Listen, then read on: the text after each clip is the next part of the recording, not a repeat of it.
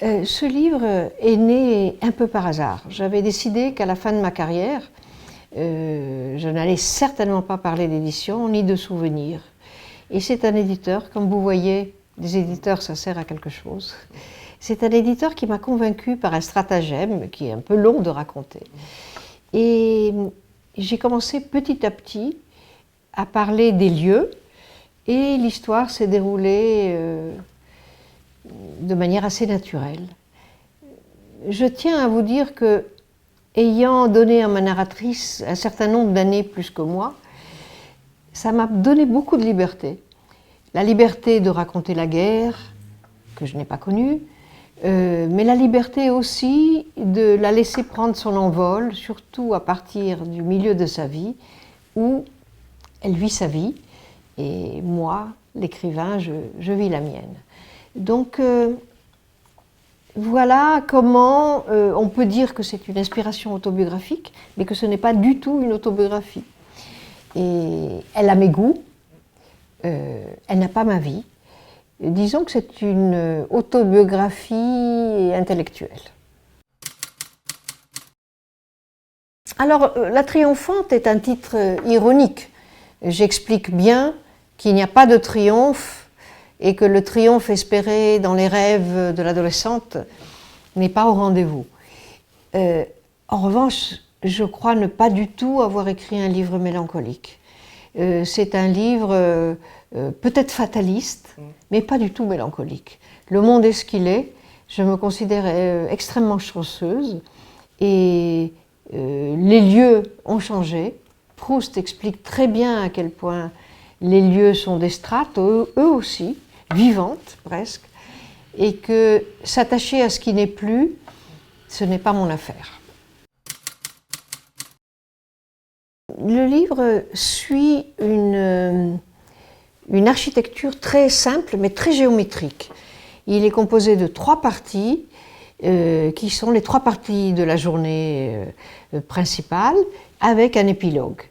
Et il raconte l'enfance, la jeunesse, l'âge mûr d'une narratrice que l'histoire a portée d'un côté et de l'autre de la Méditerranée et qui, toute seule, sans aide, après une enfance dorée et une adolescence très difficile, s'est débrouillée pour s'approcher de ses rêves.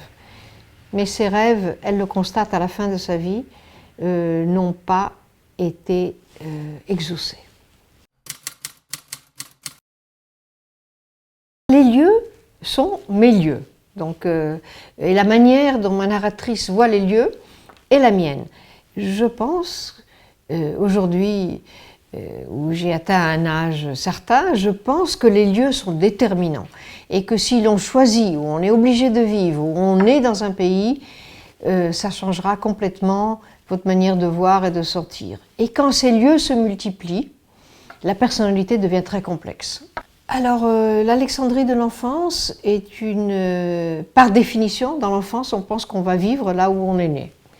Et ma narratrice et moi-même ne pensaient pas qu'on aurait dû quitter la maison, les lieux, les plages, les amis d'enfance.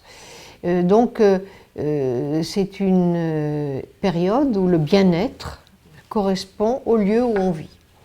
Ensuite, l'Italie, avant et après le boom, est une Europe en mouvement. Et la narratrice et moi-même n'étions pas du bon côté, c'est-à-dire ayant tout perdu, les parents ne savaient plus du tout s'orienter dans leur vie.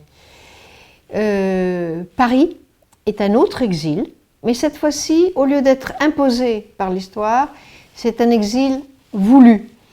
Et c'est risqué, puisque quand on veut quelque chose, il faut que ça réussisse. Quand c'est le destin qui vous porte, il faut survivre, mais quand on veut quelque chose, c'est qu'il faut que ça réussisse. Et voilà, c'est une réussite en demi-teinte, en tout cas c'est ce que ma narratrice ressent. Le livre est dédié à la fin, dans la dernière page, il est dédié à la mémoire de 2 personnes qui ont vécu la même histoire, qui sont mes parents, qui ont Vittorio et Gabi, qui sont deux personnes qui n'ont pas compris ce qui leur arrivait. Parce que vous voyez, il est très difficile de s'adapter à un monde nouveau quand on a passé 40 ans. En revanche, les enfants et les adolescents sont les traducteurs du monde qui vient. Eux, ils savent traduire les nouveaux signes. Et des fois, ceux qui sont leurs parents ne comprennent rien au monde nouveau et ils se sentent jetés d'un côté comme de vieilles plantes abandonnées.